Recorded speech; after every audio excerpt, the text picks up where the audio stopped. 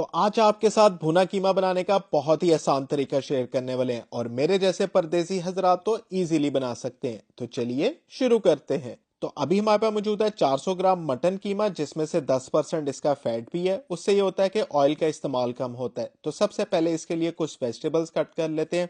2 medium प्याज, 2 छोटे टमाटर और 2 से 3 हरी मिर्ची। प्याज, टमाटर, हरी मिर्ची को आपने छोटा छोटा चॉप कर लेना है।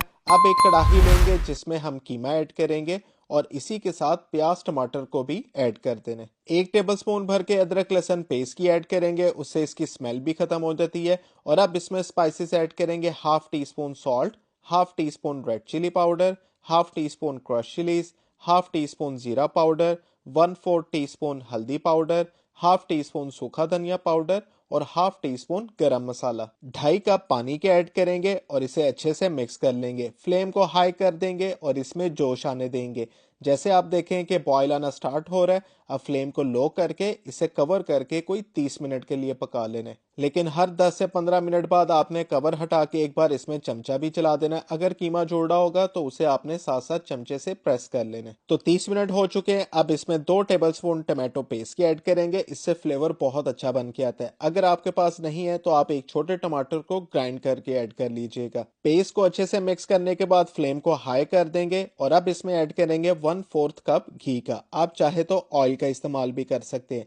और इसे अब बगैर कवर किए 7 से 8 मिनट के लिए हमने भुनाई कर लेनी है। बाकी आप लोग ये वीडियो किस सिटी से देख रहे हैं कमेंट्स में लाजमी बताइएगा, ताकि आपका थैंक्स कर सकें। आज का स्पेशल थैंक जाता है अमरीन शेख मुंबई से, सुलमान सऊदीया से, जवेरिया माहा चन्नू से, अरीबा मुजफ्फराबाद से।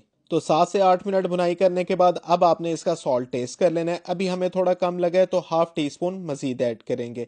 और जैसे आप देखें कि इसका ऑयल सेपरेट होना स्टार्ट हो रहा होगा तो इसमें 1/4 कप दही का भी ऐड कर देंगे। दही को भी मिक्स करके कोई 5 मिनट के लिए पका लेंगे ताकि इसका कच्चापन खत्म हो जाए।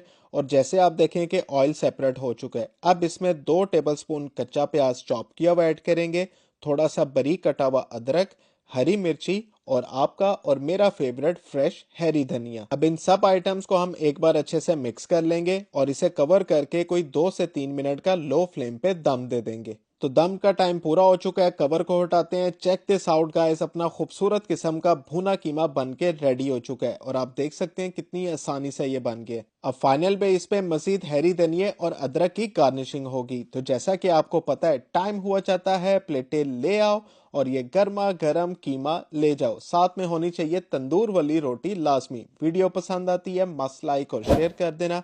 और ये खाने के बाद आप सब कहोगे स्वाद आ गया बादशाह।